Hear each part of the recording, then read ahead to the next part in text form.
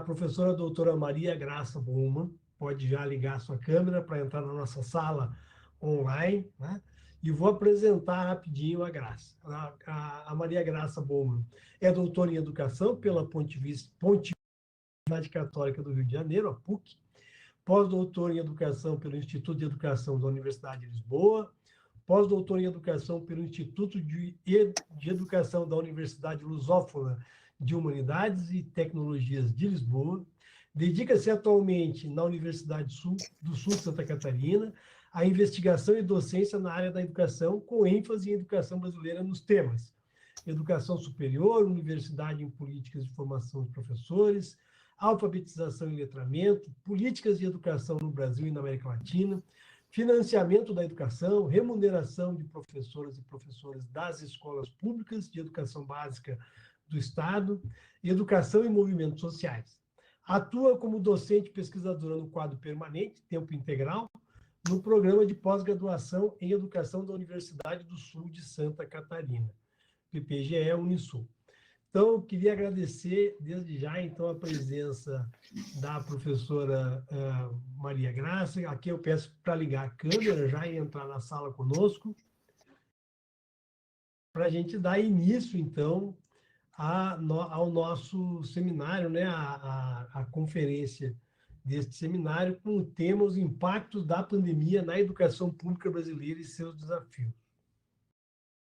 A professora Maria Graça já deve estar ligando a câmera aqui para entrar conosco.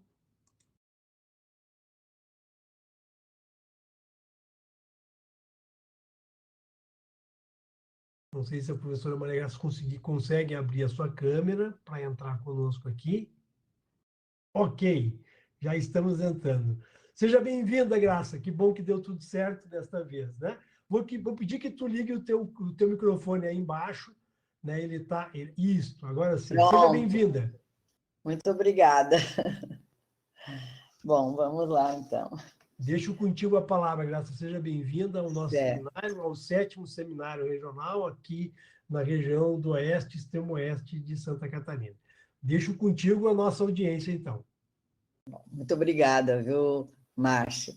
Eu agradeço especialmente, né, a acolhida que o Márcio fez agora, né? Estamos perto, longe, felizmente, né, os meios de comunicação evoluíram e nós podemos estar falando um em cada cidade.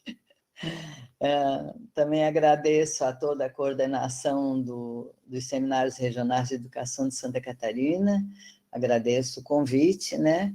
É com muito prazer que eu estou aqui tentando executar a tarefa para a qual eu fui convidada, né?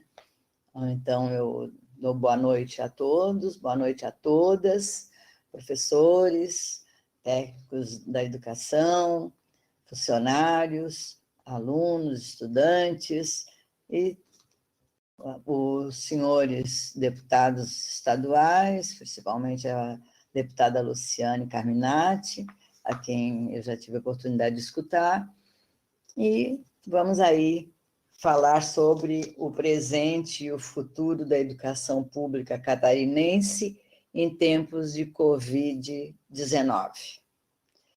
Esse tema é um tema, justamente por ser um tema muito novo, não é? Digamos, é a primeira vez que nós fazemos um seminário igual a esse, no meio de uma pandemia, e principalmente uma pandemia pela Covid-19, que já trouxe uma verdadeira tragédia ao país, não é? E falar em educação numa conjuntura tão complicada, política, como essa que nós estamos passando, e falar de educação no meio, né, de uma pandemia que já ocasionou uma quantidade enorme de mortes, é algo, assim, diferente, né? De um lado, muito triste, pela conjuntura que estamos vivendo, pela situação da saúde. Graça, me permita só uma interrupção, acho que a sua câmera fechou. Fechou? sem que a gente percebesse, eu queria avisá-la. Assim. Ah, sim, sim. Eu lamento ter que avisar E que é super agora, importante. É, peraí. Ah, posso iniciar, então? ela ainda não abriu. Vamos ver se... E aproveitando, enquanto a professora Graça está abrindo ali a câmera, eu acho que esse dilema vive em boa parte das educadoras e educadores pelo Brasil, né, nas aulas online. Agora está correto, estamos lhe vendo novamente. Estamos lhe vendo Não. novamente. Obrigado, Graça. Obrigada também, Márcia. Bom, agora eu nem sei bem de onde que eu parei, né? De qualquer modo, eu queria fazer meus agradecimentos ao FEP pelo convite, né? E cumprimentar a todos e todas pela realização desses seminários regionais, né? Me desculpe se eu estou repetindo, porque efetivamente não estava vendo audiência aí, né? Então, para mim, é muito importante estar aqui contribuindo com o necessário debate, né, numa conjuntura difícil em que nos encontramos, né? É a conjuntura difícil, como eu já falei há pouco, pela questão da saúde pública, e uma conjuntura difícil, não é, pelo presidente da República que nós temos, e que muito dificulta também que nós possamos, não é, sair o mais rápido possível dessa pandemia, né? Os recursos públicos têm que ser usados, o SUS tem mostrado a sua eficiência, não é? Mas é preciso que haja, sim, mais empenho para que a tragédia seja reduzida. Então, portanto, falar educação nessa conjuntura significa, em uma conjuntura em que as crianças estão em casa, é uma conjuntura em que as crianças não podem ir para a escola, justamente pelos cuidados da saúde, não é? Contribuir nesse debate, nessa conjuntura tão difícil, faz com que a nossa responsabilidade aumente muito, né? Ora, mas tudo isso só nos dá força para a continuidade da luta, né? E a mobilização das forças políticas pela base se tornam cada vez mais necessárias. Bom, que conjuntura nós estamos, né? A CONAP ocorre, não é? Vai ocorrer para reconstruir o país, a retomada do Estado democrático de direito e a defesa da educação pública e popular, com gestão pública, gratuita, democrática, laica, inclusive de qualidade social para todos, né? Portanto, educação pública e popular se constrói com democracia e participação social. Nenhum direito a menos. Em defesa do legado de Paulo Freire, dialogam com os enfrentamentos apresentados à maior parte da população, que é a classe trabalhadora. Então, essa introdução, a partir daquilo que a CONAP nos apresenta, né, ela vai ao encontro dessa conjuntura que estamos passando, de uma luta cada vez mais acirrada por uma educação pública, gratuita, de qualidade social, para todos e para todas, na luta pela saúde, na luta pela vida, nos marcos de uma conjuntura política, de grandes movimentos, também pelo impeachment do presidente Bolsonaro. É bom resgatar aqui que anteontem, dia 24, a grande manifestação aqui em Florianópolis apontou como um momento importantíssimo, não é, na continuidade da luta para que nós tenhamos um impeachment o mais urgente possível. O expressivo número de participantes, o expressivo número de sindicatos, de organizações sociais e da população expressou a grande oposição e o descontentamento contra o atual governo. Nessa perspectiva, falarmos sobre os impactos da pandemia na educação brasileira e seus desafios significa, antes de tudo, perguntar de que sociedade brasileira estamos falando. A pandemia no Brasil afetou e continua afetando a sociedade brasileira, especialmente aqueles que estão na base da pirâmide, que estão na pobreza estrutural, sem as condições mínimas de sobrevivência nesse momento. Num quadro de ainda 1.000 mortes quase, ou mais por dia, hospitais lotados, escolas em todos os níveis fechadas, redução da jornada de trabalho, demissões, entre tantos outros problemas que só acentuam as diferenças de classe e a injustiça social.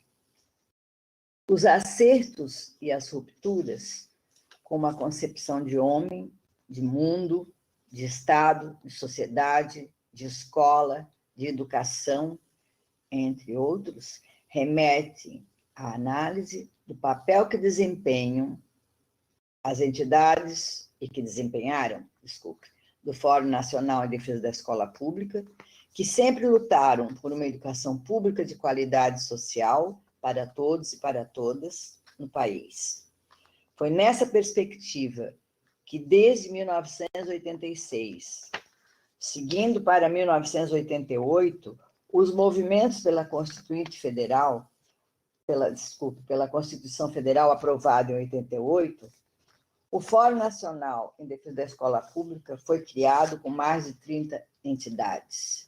Então, historicamente, nós temos a participação no movimento pela Constituinte, depois pela Constituição, entidades acadêmicas científicas, entidades sindicais, populares, estudantis, que já vinham, não é, depois também no movimento pelas diretas. Foi nesse trabalho incansável que a educação brasileira passou a ser o centro das atenções no Congresso Nacional e nas assembleias, desde os anos 1980, nos anos 1990 e agora nos anos 2000. Foi nesse período que a Lei de Diretrizes e Bases de Educação Nacional foi elaborada, em seguida, o Plano Nacional de Educação, onde, em especial, a carreira dos docentes, dos professores, foi evidenciada. O tema proposto aqui para discussão exige que retornemos ao passado para avaliarmos o presente e interferirmos na política educacional brasileira do futuro. Eu acho que esse é o tema desse painel, quando, não é, nós também nos preocupamos com o fechamento das escolas e o que fazem os alunos hoje, né? Então, a necessidade de um processo rápido, né, acelerado de vacinas, acentuado também com a necessidade de mais investimentos, ou seja, saúde, vacinas e o fim do contingenciamento de verbas públicas, são 3 aspectos fundamentais nesse período. Precisamos de saúde, precisamos de vacina para manter a saúde e o fim do contingenciamento de verbas públicas. É preciso que as escolas retomem as suas aulas presenciais, mas é preciso que a retomada dessas aulas presenciais se dê de forma segura, estável, de saúde garantida para todos os professores, todos os profissionais de educação e todos os alunos. Ora, o modelo híbrido remoto que está sendo instalado, ele, numa sociedade como a brasileira, em que as crianças que estudam nas escolas públicas, em geral, advêm de uma classe social desfavorecida financeiramente, têm tido impacto, né, muito grande o homeschooling. Por quê? A nossa realidade é muito diferente, muito além daquilo que se imagina. Nem todos os alunos das escolas públicas possuem suas casas computador. Aliás, é necessário que se pense, seja nas universidades, seja nos diversos campos da pesquisa institucional, que se busque saber, neste momento, ou um pouco mais para frente, assim que as instituições começarem a funcionar, quem são as crianças que estão nas nossas escolas públicas e que elementos, do ponto de vista para a utilização dos computadores, dos notebooks, enfim, qual é efetivamente a materialidade dessas crianças. Porque, penso eu, e acho que é necessário uma pesquisa para sabermos em que ponto estamos e onde queremos chegar. Quem efetivamente está trabalhando em casa com um computador, com um espaço necessário para o aprendizado, não é?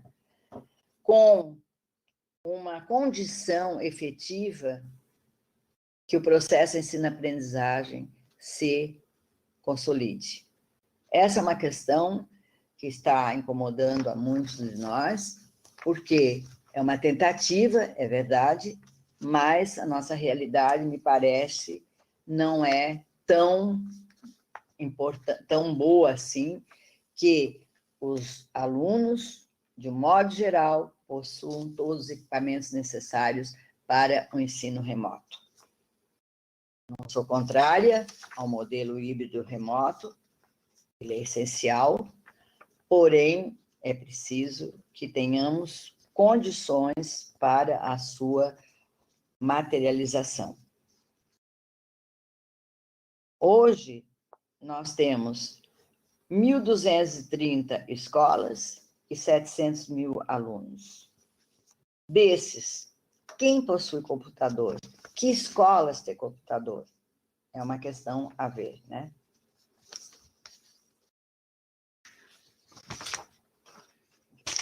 Bom, desculpe. Então, tudo ao que parece está na dependência do índice de alunos que possui computador em suas casas. Então, essa exigência é a maior exigência para que todos os alunos se apropriem das condições necessárias do ensino domiciliar. Se na educação, o ensino presencial, as diferenças sociais interferem no processo ensino-aprendizagem, em momentos de pandemia como o que vivenciamos neste momento, com uma grave crise na saúde, levando à morte, como já vimos anteriormente, tudo se torna tudo mais complicado. As diferenças sociais se explicitam e a escola pública catarinense precisa se reaparelhar. Entra-se, portanto, num aspecto em que o financiamento da educação pública adquire importância fundamental para o enfrentamento desse desafio. Ora, o maior desafio está na situação de classe social de um número de alunos que não possuem esses equipamentos. Como vão acompanhar uma mudança radical do processo ensino-aprendizagem a partir das novas tecnologias? Então, me parece que está sendo também, ao mesmo tempo que se deseja, né, que os alunos, que as crianças continuem estudando durante a pandemia, e acho que esta proposta ela é uma proposta complexa, porém necessária, mas bate de frente com a situação das crianças das escolas públicas, que nem todas, estou repetindo, possuem os equipamentos necessários para esse tipo de ensino. Então, eu acho que é uma questão que nós temos que olhar de frente, porque é uma problemática enorme, não é? Você tratar agora, porque o diferente fica mais diferente. As necessidades ficam mais explicitadas. A pandemia acabou, não é, em explicitar as maiores dificuldades da diferença classista que nós temos, né? As diferenças de classe social. É muito fácil e é bem mais confortável, cômodo, que a classe social que possui, não é, os bens materiais de existência, deveria ser justo para todos, né, e para todas as famílias, que essas famílias também tivessem o direito a uma educação em casa. E, infelizmente, não é o que ocorre devido a justamente a diferença de classe social e a questão material que toma muito espaço nesse momento. Portanto, a questão que se coloca aqui como fundamental sustenta-se desde o financiamento da educação, que no Brasil hoje atinge muito menos do que os 10% do PIB. Esses 10% do PIB foram proclamados, foram debatidos e foram efetivamente aprovados em diversos espaços organizados da educação nacional. Quando se fala em 10% do PIB, é porque a educação de qualidade, ela é uma educação cara. Ela é uma educação que exige que os professores, que as escolas, agora, mesmo em momentos antes da pandemia, tivessem condição, não é, de ter salários dignos para os professores, certo? Que tivessem espaços de diálogo entre professores, alunos e pais, que os pais pudessem vir mais à escola e assim por diante. Então, hoje, no mundo, nós temos, como eu já estava falando antes, a 64ª posição dos gastos públicos e totais na educação no mundo.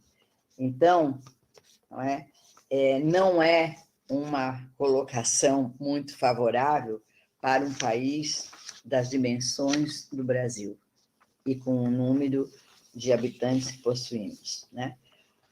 Então, é preciso que, por exemplo, se nós olharmos a média mundial, né, do custo aluno, nós poderíamos ver que 6 mil, uma média mundial, $6.000, em torno de 6, ou cerca de 34.500 por estudante anual. Então, essa é a média por aluno anual, ou seja, em nível mundial. No Brasil, o valor, não é? Chega a R$10.600, portanto, aproximadamente, muito menos do que os 34.500, que é uma média mundial. Ou seja, nós estamos 3 vezes, não é? Menos do que a média mundial. Isso significa que uma educação de qualidade em todos os níveis, ela só é possível se houver um aumento brutal no PIB educacional, no PIB para a educação. Essa é uma questão que não pode estar separada, não é, da discussão que viemos fazendo. Afinal, que educação queremos? E que educação temos? Obviamente que nós estamos falando no meio de uma pandemia e que a pandemia ela veio explicitar de forma mais concreta os problemas que já haviam antes da pandemia. Porque quando falávamos em custo aluno anual, né, antes da pandemia, era uma coisa. Hoje, falar em custo aluno anual durante uma pandemia é também outra. Por quê? Porque, efetivamente, o direito humano a uma educação de qualidade social para todos e para todas não está sendo efetivamente materializado. Então, a pandemia explicita isto, ainda que, mesmo sem a pandemia, já se podia perceber as diferenças de classe social e as diferenças de quem tem efetivamente as condições, não é, materiais de existência proclamadas materializadas e quem não tem.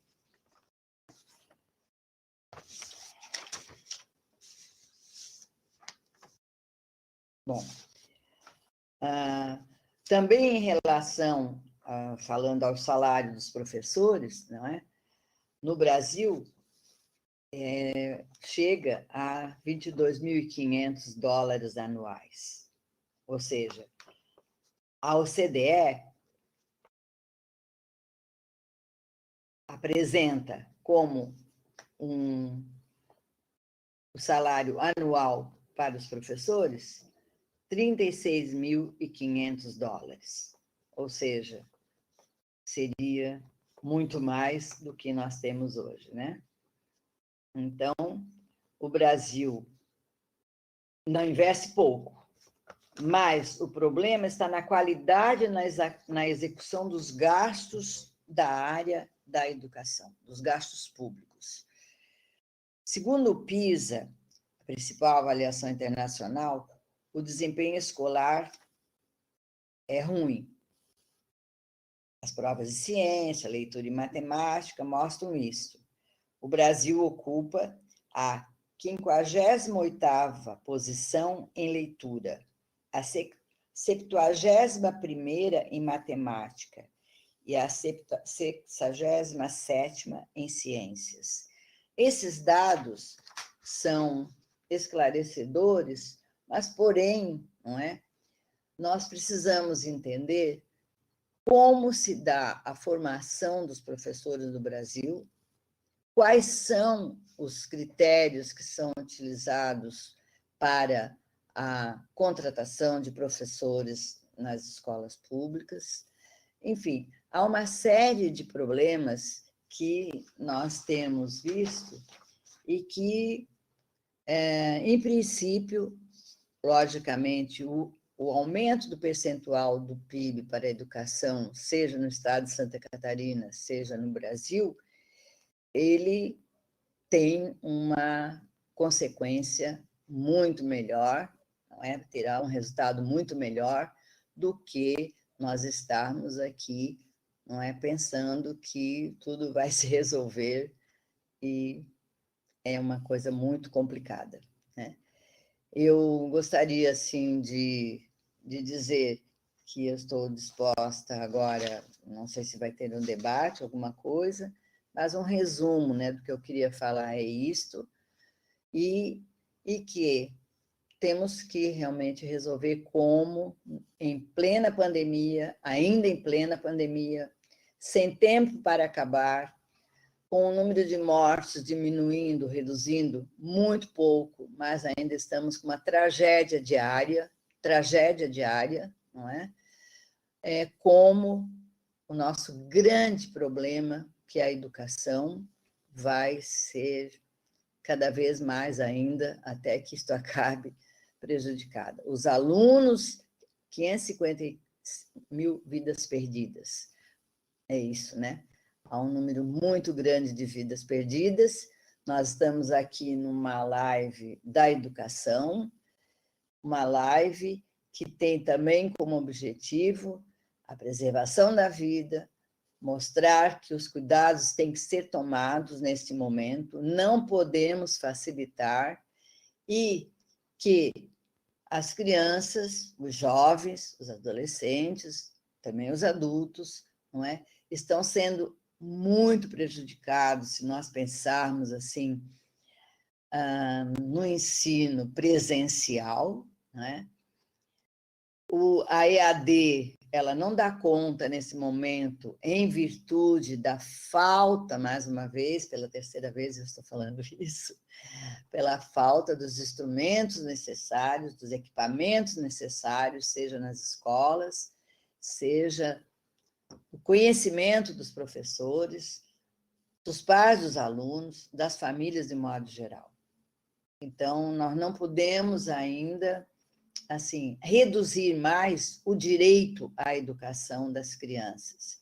Então, é verdade que é uma pergunta e não há respostas ainda de como, não é, a não ser pela homeschooling, você poder efetivamente materializar o direito universal à educação infantil, à educação de ensino médio, à educação básica, né? E, em último caso, também a educação superior, né? Nós estamos numa situação calamitosa, eu diria. E precisamos, sim, urgentemente saber, não é, para onde vamos.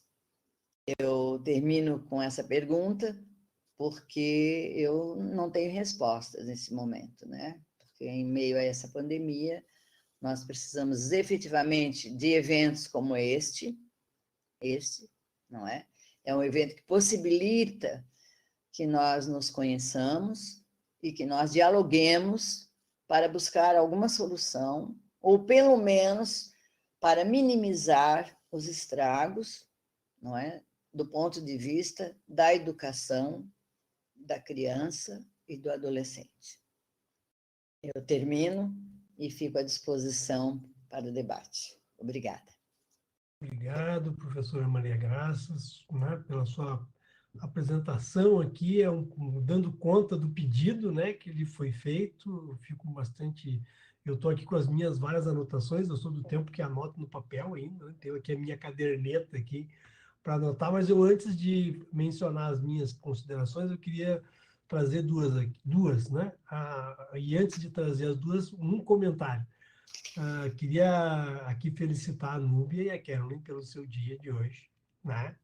Que é o dia da tradutora de intérprete em Libras, né? E em nome delas, a todas e todos que se dedicam, né, a esta atividade de relevância para a nossa sociedade, para aqueles e aquelas que precisam de ter acesso, né, a esta linguagem. Então, e agradecer a Núbia e a Carolyn que toparam participar esta caminhada conosco nos 7 encontros.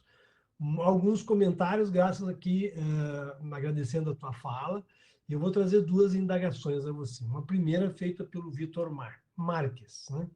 O acesso à internet e a aparelhos necessários para acessá-la são fundamentais no atual contexto histórico.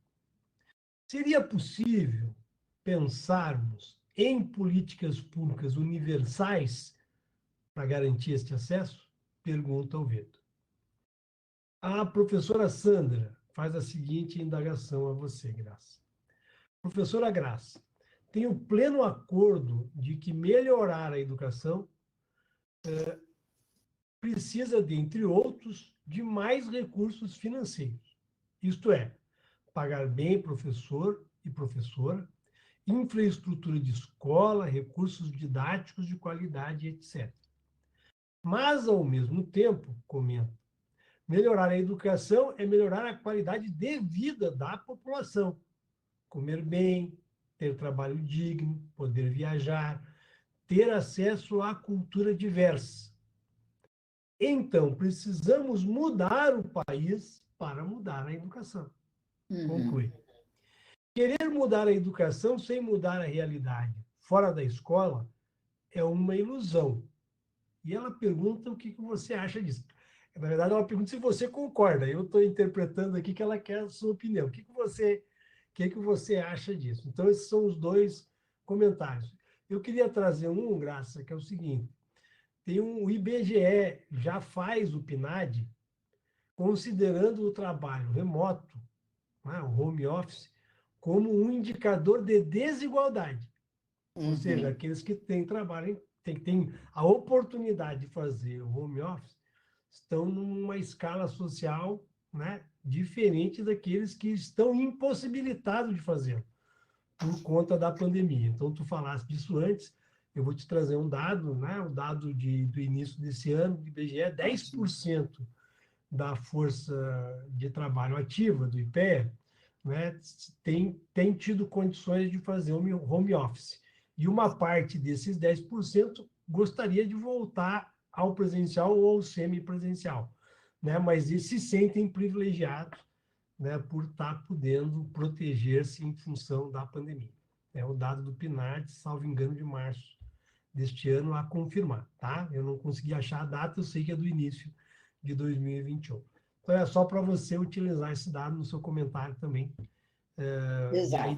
depois eu vou acompanhando enquanto você faz esses comentários, ver se tem mais algum ali no YouTube. Deixo contigo a palavra.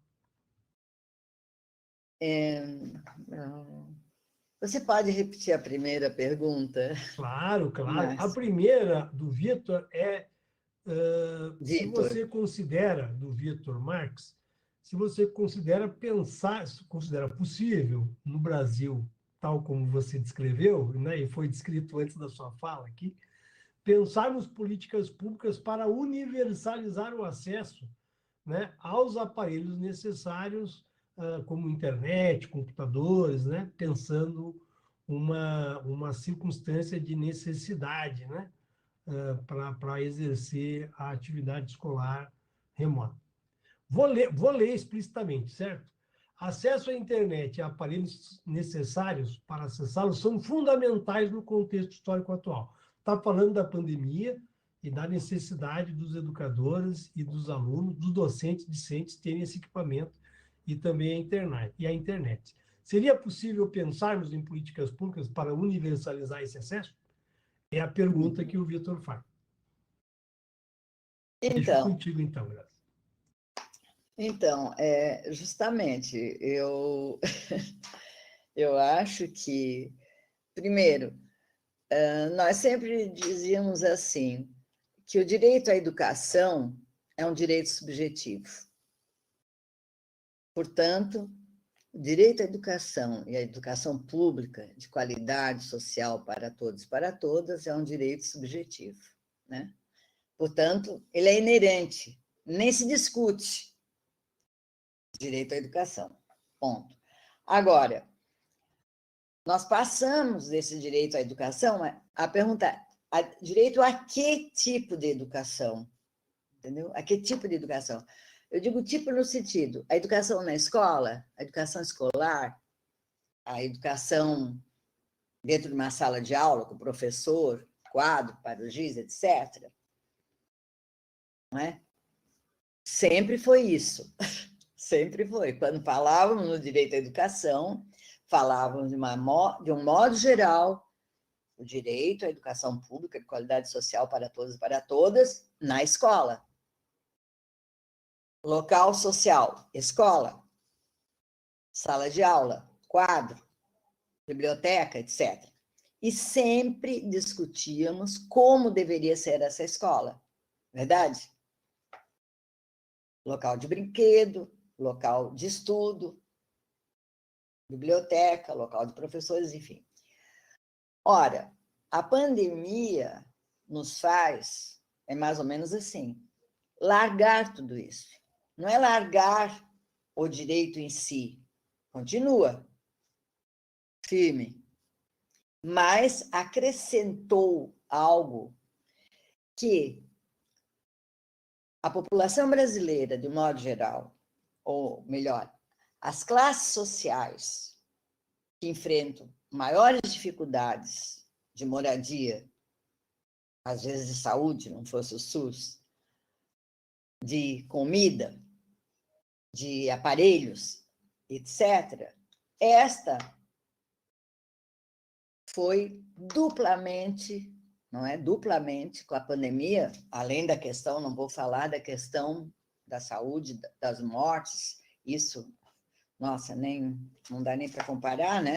O problema da escola com esse da saúde, mas duplamente prejudicado, né?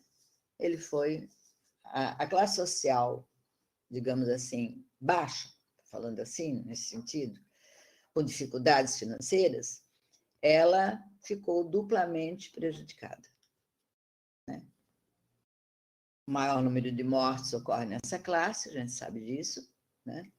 E a ausência dos equipamentos eletrônicos para as crianças estudarem, não é? Supõe-se, porque eu não tenho pesquisa sobre isso, já falei que a gente precisa ter essa pesquisa, você já falou que são 10% apenas, né? 10%.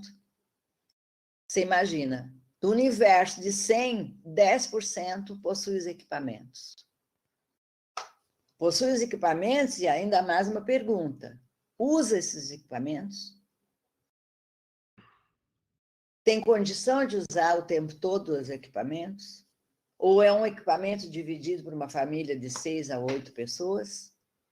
Entendeu? Então, há várias questões que ainda tornam mais complexa a situação quando você vai, não é, um pouco redefinindo, mas espera aí, tem um computador em casa. Ah, é de quem? Quem usa? Quantos usam? Percebe?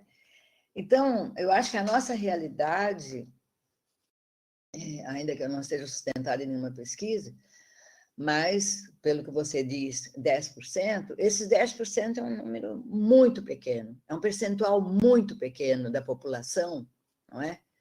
Que tem as condições materiais necessárias para o ensino através dos computadores, não é? Para o ensino, enfim, online. Então, é mais uma das injustiças que já se acrescentam a outras, né? Lembra? Nós dizemos assim, a distância da escola, a criança não tem carro, o ônibus passa, mas não é? A criança tem que ficar esperando uma hora na neve, no frio, não sei o quê. Quer dizer, agora, com a pandemia, esses problemas não é que eles ficaram menores, eles ficaram acrescidos de outros maiores, que é a comunicação. Como se dá a comunicação do professor com o aluno? Certo? Ou não se dá? Quem tem direito a essa comunicação? Quem consegue ter essa comunicação? Como será a volta? Veja, não está tão perto a volta, né? Mas veja, como será a volta? Pense, que tipo de trabalhos os alunos farão? Eu lembro da época que se estudava o trabalho diversificado. Eu sou daquele tempo. Então, alunos que não tinham alguns materiais ficavam fazendo outro trabalho, dividia-se a turma em 3, 50, dividido em 3 grupos. Um escrevia, um fazia desenho, um fazia cópia do quadro, não é? Ou seja, também havia um limite muito grande, porque as turmas eram muito grandes e não havia professores suficientes. Hoje, felizmente, o número de alunos por turma reduziu bastante, mas com a pandemia, aquele progresso que nós tivemos, não é? No número de alunos por turma ser bem menor do que era antigamente, ficou agora completamente vinculado a um problema maior, que é a falta do equipamento. Se 10% é o equipamento, o que faz os 90%? Onde estão os 90% que não têm o equipamento? O que estão fazendo? Percebe? Estão onde? Então, essa eu acho que são as questões que nós precisamos discutir, trazer para o nosso cotidiano, porque A nossa preocupação com a morte, ela é fundamental. É a primeira nesse momento. Queremos ficar vivos. Tá certo? Precisamos ficar vivos. Continuar vivos, desculpe. Agora, como, né? Como? Muito bem. Como ficar? Como seguir essa viagem da vida? Como seguir? Com que elementos? Então, eu sempre digo que a classe social empobrecida, porque ela não é pobre por natureza, né? Ela é empobrecida. A classe social empobrecida, ela tem todas as dificuldades, não é? Todas, da comida, a moradia, aos espaços, enfim, e agora acrescentou mais um, né? Uma grande dificuldade, acrescentou a falta do equipamento, a falta da escola dentro de casa. A falta da escola dentro de casa, né? Eu acho que esse é um tema que nós vamos precisar discutir muito, e não só discutir, buscar elementos afiançáveis, né? Que consiga, do ponto de vista do financiamento da educação pública brasileira, no nosso país, tentar resolver. Porque a gente sempre diz assim, uma casa, né? Você vai ter uma casa, mas agora você vai ter que dizer, criança, você vai ter um computador, senão você não pode acompanhar as aulas. Então, é preciso que o financiamento da educação no Brasil vá até aí. No Brasil, Santa Catarina, nos estados, nos municípios, né? A distribuição da riqueza tem que ser feita de uma maneira que os alunos, as crianças, principalmente da classe social desfavorecida, tenham, vamos dizer, as mesmas, mas tenham condições que permitam que esse direito seja apropriado também para elas. Acho que é um pouco por aí. Bem, deixa eu só trazer duas referências, Graça, para você, né? A primeira é sobre os 10%, né? Os 10% não se refere propriamente à educação, ao conjunto da mão de obra ativa do IPEA, Então, né? pior Agora, ainda, né? isso é pior ainda. Sabe por que é pior? Porque dentro deste existe uma quantidade enorme que nem filhos têm na escola. São pessoas que só são executivos ou estão na área de inteligência e que estão trabalhando em casa. Não necessariamente são vinculados ao território da educação. Eu estava tentando buscar o link aqui, depois eu passo a você, né? E a quem quiser depois também eu posso tentar colocar aqui Eu quero. no YouTube, mas Te tem ali agradeço. é uma pesquisa do IPEA que diz, inclusive, quantos negros, negras, qual é que é a composição desta massa que ainda está, né, trabalhando em home office, né, no Brasil, e que, portanto, fundamenta os motivos pelo qual o IBGE utiliza esse indicador, essa variável, como um indicador de desigualdade. Né? De Exato, desigualdade. Então, quando a gente vai para a exato. educação, aí é um problema mais complexo. Minha companheira é professora, né? E ela teve que comprar os equipamentos para trabalhar em casa, porque o computador que ela tinha não era adequado, né? Comprou uma mesa, então teve um investimento doméstico para poder cumprir a sua função como educadora, professora da Universidade Federal de Santa Catarina, também professora da UFSC, no campus de Joinville, e ela teve que comprar os equipamentos com seus próprios meios para fazer. Imagina uma professora, e tem condição para isso, né? A gente conseguiu. Não estamos discutindo se isso é correto ou não, mas foi necessário. Né? Agora, tu imagina uma professora de escola pública, num canto de uma cidade pequena, né, do Brasil, Isso. né, dando aula em 2 ou 3 escolas e sem ter o equipamento para isso. Né? Utilizando, às vezes, o próprio celular ou a própria rede para fazer. E aí vamos ainda para os estudantes, né? Nós estamos indo do nível maior. Eu estou fazendo comentário do que tem mais condição para aquele que não tem. Né? E aí vamos para os educandos. Isso lembrou um comentário do Freire, dando uma entrevista, numa das entrevistas que ele fez, Graça, dizendo que ele estava palestrando sobre violência doméstica, né? e falando para os pais que os pais não deveriam agredir seus filhos. Aí ele comenta, esse vídeo é muito visto, está no YouTube também, com bastante comentário. E aí um pai de um aluno disse, olha, o senhor deve morar numa casa grande, né, professor Paulo? Né? Porque a sua casa deve ter um cômodo para o seu filho dormir enquanto o senhor descansa, né? A minha Sim. casa não tem. Se ele não dormir, eu não trabalho. Para ele dormir, às vezes eu tenho que agir um pouco mais duro com ele. Né? Eu moro numa casa de um cômodo só. Então, eu lembrei um pouco dessa história que o Paulo Freire conta num vídeo, em que ele está, acho que numa entrevista na TV Cultura, lá no final dos anos 90, porque é um pouco isso que a gente está vivendo agora, né? Então, Uhum. assim, a família tem um cômodo. Neste cômodo, por algum milagre, tem um celular, né? Em que a família inteira usa para fazer muitas coisas. Como é que a gente vai pensar uma educação, né? Neste contexto de pandemia? E mais, Graça, aí também necessário de pesquisas, né? Em outras palestras, outras pessoas que passaram por aqui, também pelos 6 seminários anteriores, né? Também levantaram a seguinte questão: como é que a gente pode considerar uma aprendizagem nas várias competências necessárias? E além dessas competências necessárias, os valores, a sociabilidade, numa perspectiva, né, online. Como é que a gente consegue construir essa sociabilidade?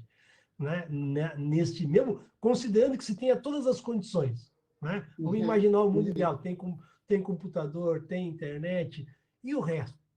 Né? Como é que a gente faz no homeschooling ou nas alternativas que a elite brasileira está buscando construir para si, né? Então, eu deixo contigo esses meus últimos comentários. A gente não tem mais nenhuma indagação aqui, a não ser as questões de agradecimento a você, né? A importante reflexão, né, que você fez aqui. Tem alguns comentários. E eu deixo contigo esse último para você comentar sobre o que eu te trouxe como Sim. reflexão aqui e já fazer os teus agradecimentos para a gente ir para o nosso encerramento. E desde já te agradecendo também a sua generosa escuta aqui desse diálogo. Muito obrigada. Só um rápido comentário ainda, né? É que eu já falei isso, mas eu gostaria de deixar isso como um recado, assim, de final, né? De bate-papo aqui. É que, efetivamente, a pandemia agravou o que já era grave. Agravou o que já era grave. Explicitou a gravidade que é, por exemplo, não existir um sistema de distribuição, por exemplo, pelo Ministério da Educação. Por quê? O PIB da educação não é baixo. Veja bem, o PIB da educação não é baixo. Nós temos um dos PIBs mais altos do mundo. Pensa, o que é 10%? Não é pequeno. Mas, se você for considerar como é feita essa distribuição, me lembro muito aqui do Marcos Bassi, vou citar o Marcos. Oi, Marcos, ele deve estar assistindo, que trabalha o financiamento da educação, né? É uma questão muito complicada, porque o que se faz com o dinheiro público, não é? Além, obviamente, de planejar as escolas, construir escolas, pagar professores, obviamente, especialistas e tal, isso é óbvio, né? E, além disso, agora, com a pandemia, por que não abre esse cofre? Por que neste momento, não há como é que se diz, um projeto de lei, sabe, de compra de milhares de computadores? Porque não é falta de dinheiro. Sim, o custo aluno. Que custo aluno? O nosso custo aluno é um dos mais baratos do mundo, entendeu? Custo aluno, qualidade social, é um dos mais baratos do mundo.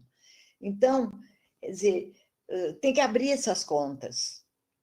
Tem que ver por que neste momento de pandemia, as escolas não podem funcionar porque faltam aparelhos eletrônicos, falta computador.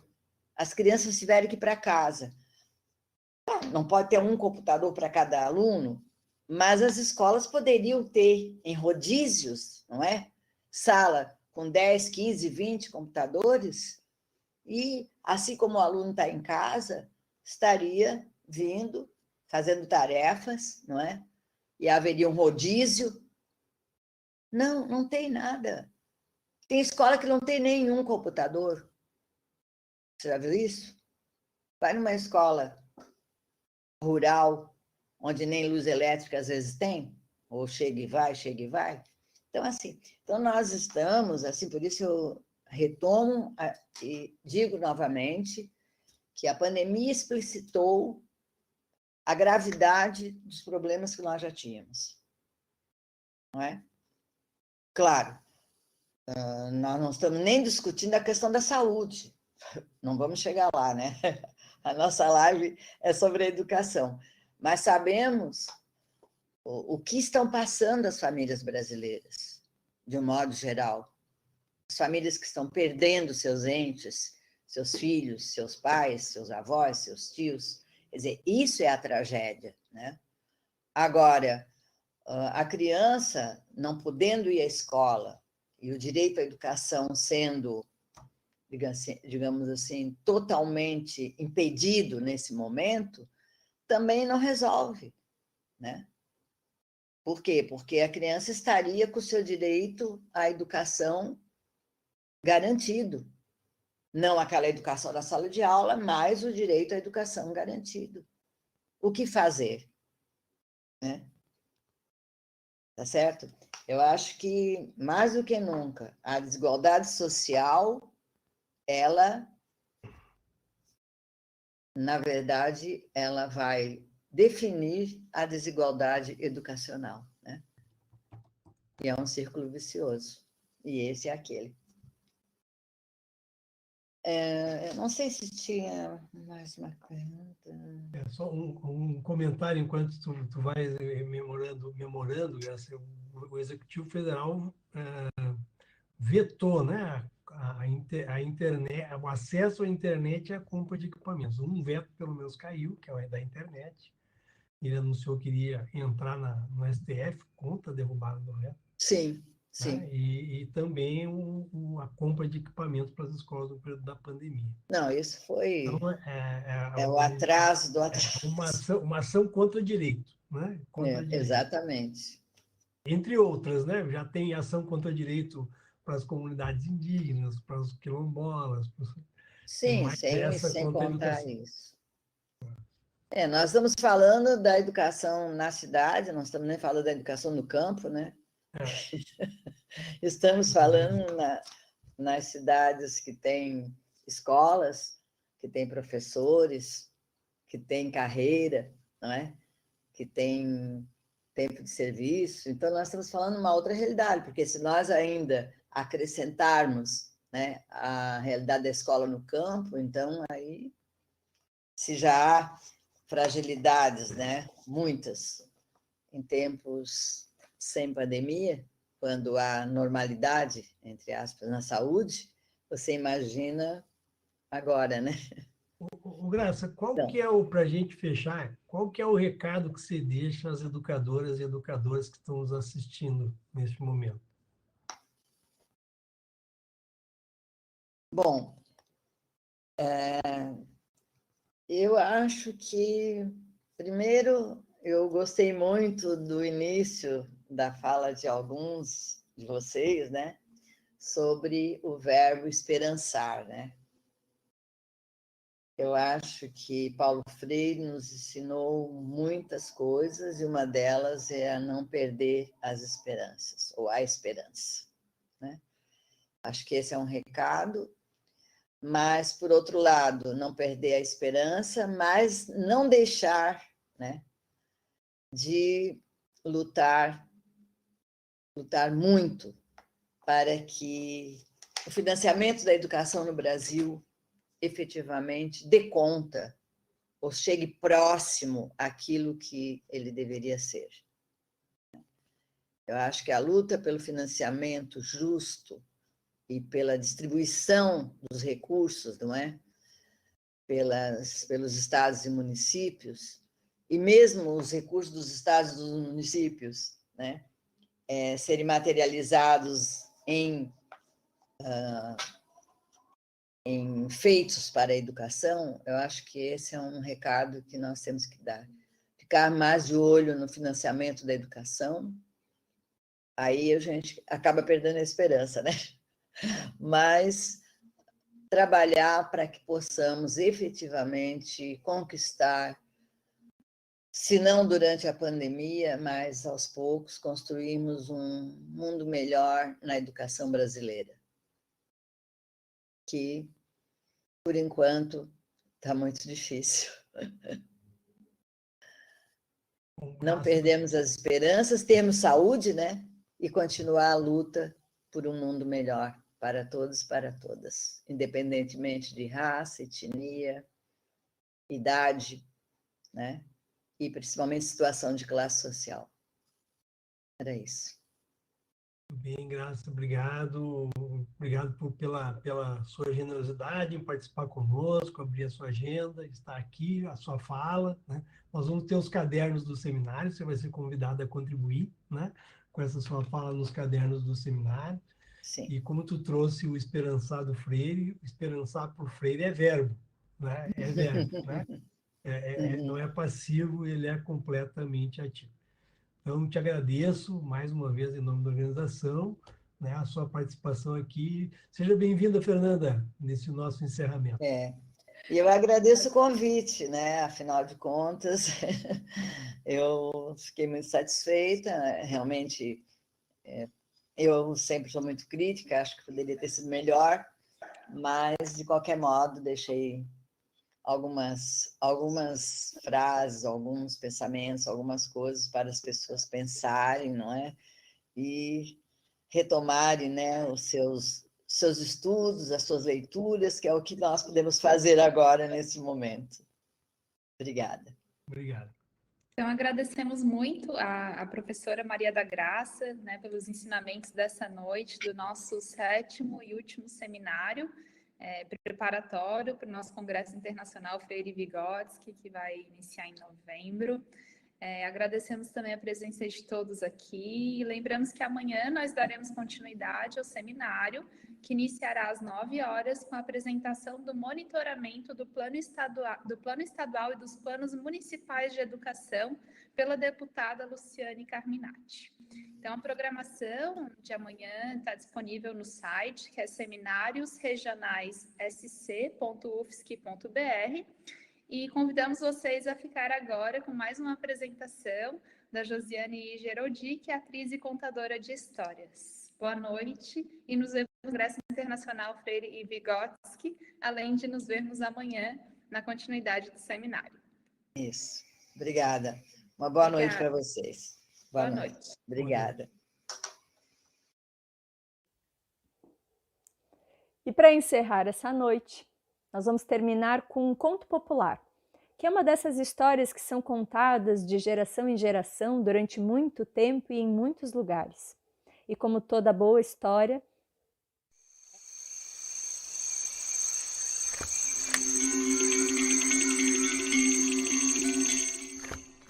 era uma vez a morte.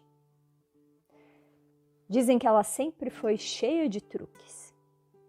Só para vocês terem uma ideia, uma vez ela apareceu vestida numa capa escura, apoiada numa gadanha, para um moço que estava trabalhando na roça. O rapaz era bonito, jovem, muito forte, desses que têm uma vida inteira pela frente. E quando ele viu aquela figura curva, a capa escura se aproximando, ele não teve dúvidas. Ele agarrou a enxada, olhou para a morte e disse: "Aça danada! Se tu veio para me levar, tu vai ter que lutar comigo. Eu ainda sou muito jovem e pretendo viver bastante." Acontece que a morte falava macio, toda esperta. Olhou para aquele moço e disse: "Nossa, que é isso, meu rapaz? Deixa de besteira. Imagina, eu vim aqui hoje só para te dar um prêmio." Um prêmio? Da morte? Tá. Mesmo um pouquinho desconfiado, o moço quis saber, né, que prêmio era aquele. A morte explicou então que aquele era um dia de sorte para o rapaz. E disse que se ele largasse tudo que ele estava fazendo na roça, naquele instante, e saísse correndo, toda a extensão de terra que ele conseguisse percorrer até o final daquele dia seria dele. Os olhos daquele moço brilharam. Ele pensou que era bem forte, pensou que ia conseguir correr bastante. E aí vocês imaginem, se corresse bastante, até o final do dia ele ia ganhar muitas terras e depois se as vendesse ele ia ganhar muito dinheiro e, pensando no dinheiro, não precisou pensar duas vezes. Largou tudo que ele estava fazendo e saiu correndo. E pense no homem que correu. Mas ele correu tanto. Atravessou florestas, subiu e desceu montanhas, passou por rios e riachos e ele correu tanto, mas tanto, que no final do dia vocês até imaginam o que aconteceu, né? O moço ficou cansado, começou a dar uma moleza nas pernas, os olhos dele começaram a ficar assim meio embaralhados, ele até pensava em parar de correr, lembrava dos filhos em casa, que já era o suficiente, mas ao mesmo tempo pensava nas terras que ele não ia ganhar. E pensando naquilo que ele não ia ganhar, ele continuava correndo, pensando, agora tudo isso é meu, agora tudo é meu, é meu, é meu, e foi. Até que não teve jeito. Uma perna acabou tropeçando na outra, o moço rolou um barranco, bateu a cabeça numa pedra e esticou as canelas. Nessa hora, a danada da famigerada, que sempre foi cheia de truques, apareceu. Abriu assim um buraco no chão. Jogou o corpo daquele moço que era tão bonito e tão jovem lá dentro da cova. E depois, ela enterrou o pobre do moço, dizendo bem assim, toma, está aqui. Toda a terra que você precisava para viver. O conto respondeu, e eu me calo. Essa história entrou por uma porta, saiu por outra. E se alguém quiser, vem e conte outra. Nós nos encontramos novamente amanhã, terça-feira, para continuar o nosso seminário de educação com o tema sobre os impactos da pandemia nas políticas de educação no estado de Santa Catarina. Uma boa noite a todos e até amanhã.